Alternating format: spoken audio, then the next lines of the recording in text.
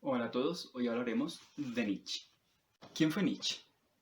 Él fue un filósofo alemán de finales del siglo XIX y puede ser considerado uno de los pensadores más influyentes de las corrientes de pensamiento filosófico del siglo XX y aún de lo que va del siglo XXI. Era filólogo de profesión y hace el estudio de los textos escritos y de las culturas a través de los textos escritos. Significa amor por las palabras. Dentro de sus ideas podemos destacar que se opuso radicalmente a la idea de que el pensamiento racionalista es la única forma válida de entender el mundo. Él creía más bien en una filosofía a martillazos. ¿Qué es filosofar a martillazos? Filosofar a martillazos es apuntar contra las murallas del conocimiento, es ponerlo en jaque, es debatirlo, es cuestionarlo, es incomodar, como dice Darío Strandschreiber. También fue el hombre que con sus ideas del superhombre, el Übermensch, pudo haber influido en las ideas del nazismo. Lo que sí es cierto es que era amigo personal y admirador de Richard Wagner, el que era el compositor favorito de Hitler. Una de las historias más conmovedoras del filósofo sucede en Turín el 3 de enero de 1889, cuando él ve que un cochero le pega a su caballo, azota a su caballo hasta arrodillarlo, hasta tirarlo al piso. Él ve eso, se lanza al caballo, abraza al caballo, se arrodilla y empieza a llorar, ¿sí? Algunos dicen que mmm, mientras lo abrazaba le pedía al caballo perdón en nombre de la humanidad por la crueldad que éste infringía sobre él. Fue detenido y algún tiempo después fue llevado a un hospital mental. Y así, en un hospital mental perdería Nietzsche su vida 11 años después a causa de la neumonía y totalmente demente. Nietzsche murió atormentado por terribles padecimientos. Esos padecimientos los producían dolores que le pudo haber producido una enfermedad que pudo haber sido sífilis o un meningioma. De alguna manera también influyó en su obra filosófica. Hablemos de sus ideas. Las ideas de Nietzsche son amplias y variadas y son difíciles de abordar si no se abordan de manera individual, aunque éstas sí proceden en cierta unidad. Así que las abordaremos de la siguiente manera.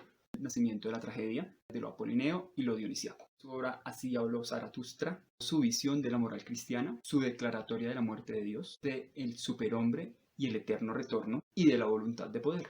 Y finalmente su proyección como filósofo vitalista o nihilista. El origen de la tragedia fue publicado en 1872 y busca corregir la imagen que tienen los historiadores de la Grecia clásica. Era un prototipo de serenidad, racionalismo, equilibrio, la plenitud del espíritu griego. Una imagen mucho más realista con rasgos de irracionalidad, que mostraba que como filósofo Nietzsche era inconformista y controversial.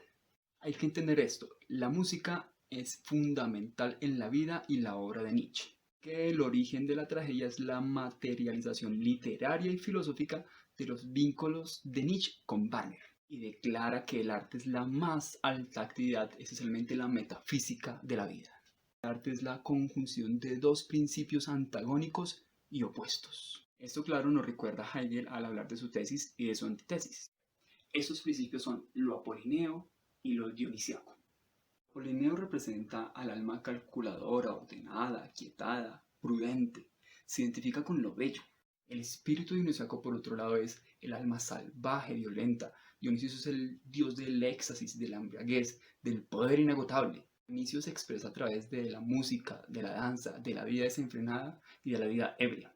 Nietzsche siente que hay una conspiración del alma apolínea en contra del alma dionisíaca, por lo que se siente la necesidad de exaltar los valores dionisíacos para preservar el futuro y el presente, que se verá reflejado en su formulación del superhombre. Y en el origen de la tragedia ya se puede ver en el fondo esa oposición que hace Nietzsche entre la filosofía y la ciencia. Él dice que la filosofía quiere lo que quiere el arte, dar a la vida la mayor acción, la mayor profundidad y la mayor significación. Así habló Zaratustra.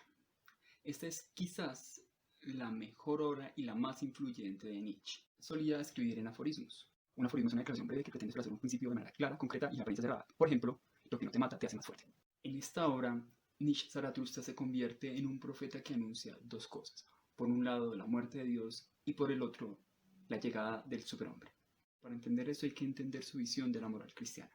Nietzsche se opone a la moral cristiana porque piensa que es una moral de débiles, una moral que debilita al hombre en lugar de enaltecerlo, que le impide que se supere a sí mismo.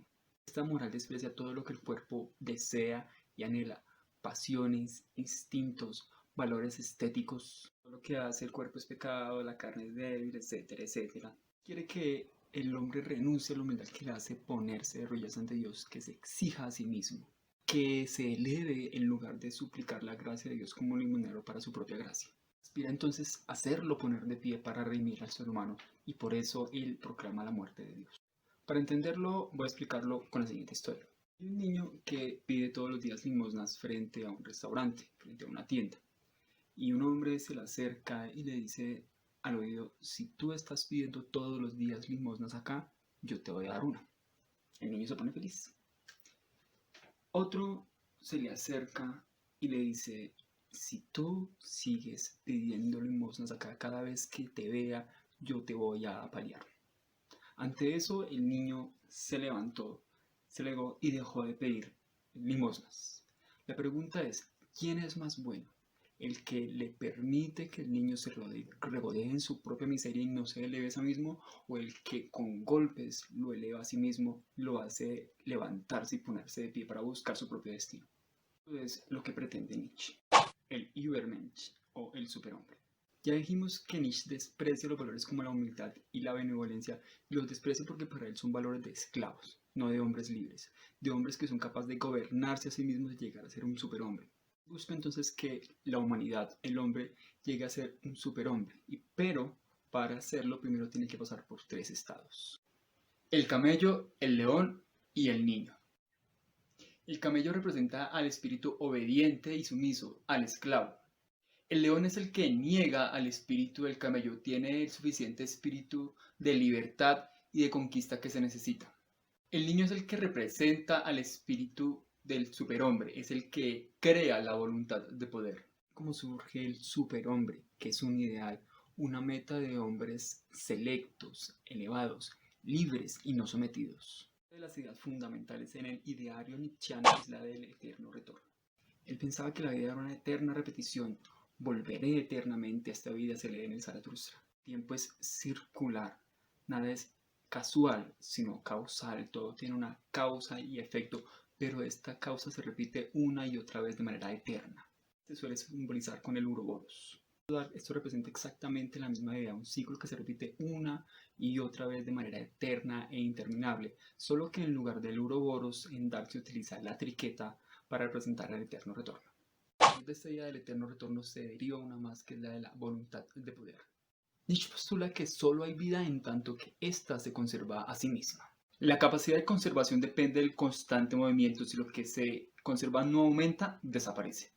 A la conservación y expansión del espacio vital se le llama voluntad de poder, que es el mismo devenir de la vida. La vida es entonces voluntad de poder porque es en ella donde conquistamos lo que anhelamos. Realmente el pensamiento de Nietzsche es vitalista o nihilista. El nihilismo niega la existencia y el valor de todas las cosas, mientras que el vitalismo reivindica la vida como el valor fundamental. Nietzsche, como un nihilista, lo desprenden desde su negación de Dios, ya que ven a esto como un punto de llegada de la filosofía nietzscheana. Nietzsche dice que el desierto crece, y esta metáfora la utiliza para explicar que el mundo está dominado por la negación de la vida. La pregunta es: ¿qué pasará cuando el desierto se extienda por todo el mundo? ¿Qué pasará con la propia vida humana cuando el desierto esté en todo él?